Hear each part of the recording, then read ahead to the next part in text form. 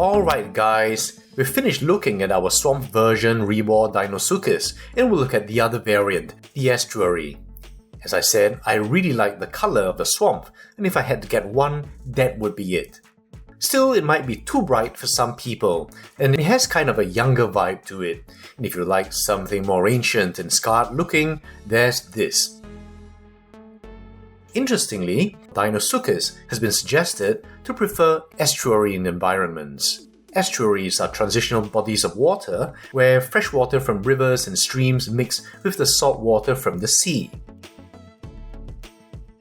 Since it's the same mould, this is going to be a much shorter video. The little comments about science and accuracy I've talked about in the video on the swamp variant, so please check it out. Let's just do a quick once-over of the animal. You can see immediately just how the dark just gives it a different vibe. It looks more drab, but somehow there's something still quite special about it. It certainly looks more ancient, dangerous, and forbidding, and you can well imagine it's a lot harder to see until it's too late. I'll just look at all that scale detail.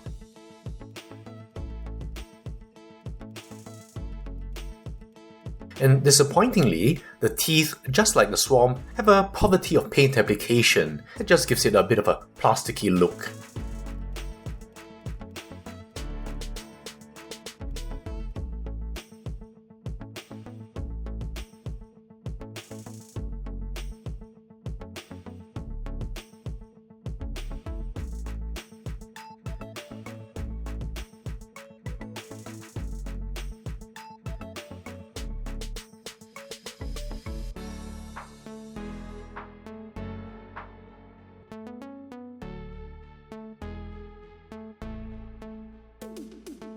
As for the rest, there's less obvious visual interest compared to the swamp. Of course, that detail is still there.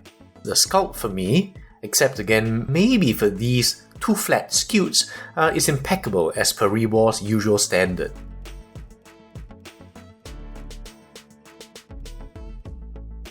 Let's look at the form of these scutes, very nice.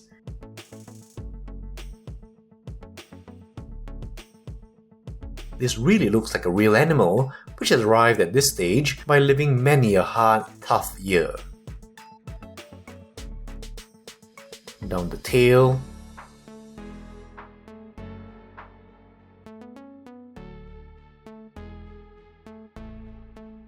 Again down the body.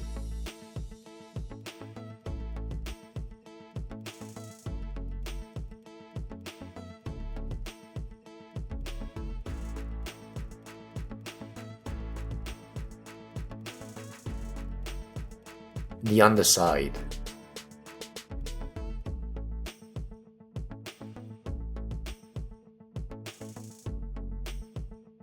And all the way to the tail. And the legs. The variability in size, shape, and texture.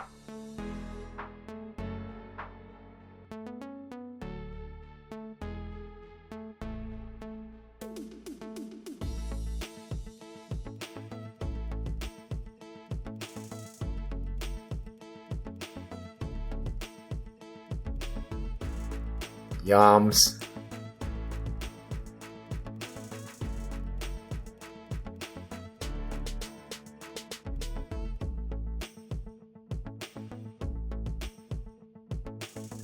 Now, comparing the two variants, again you see how contrasting the two are.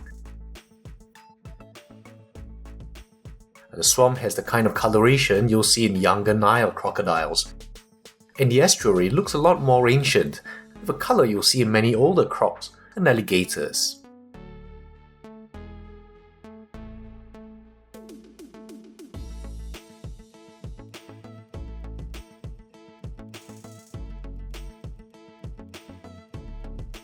You can see again the swamp really has more complexity in the paint application. Looking at the rest of the animal, we start from the tip of the nose, to the head, some of the features might be harder to see on the darker version, like those ISOs for example. And now, the Appalachiosaurus. As we've already seen, it's very detailed. Of course, it's exactly the same one that came with the swamp.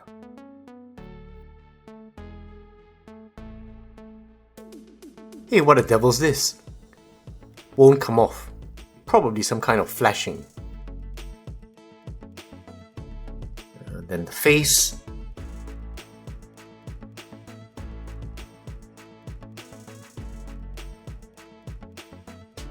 The neck and body.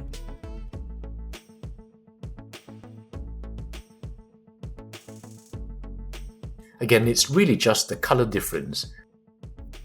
For example, across the lacrimal you see more red here. And as a reminder, this is the one that comes with the swamp.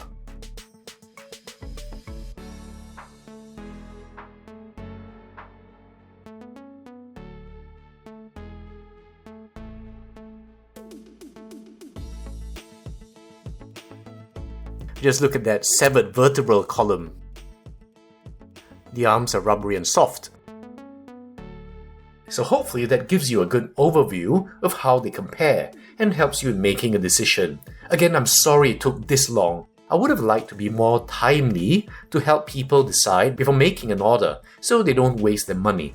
And hopefully it's still useful, well, to at least some of you who haven't ordered yours yet.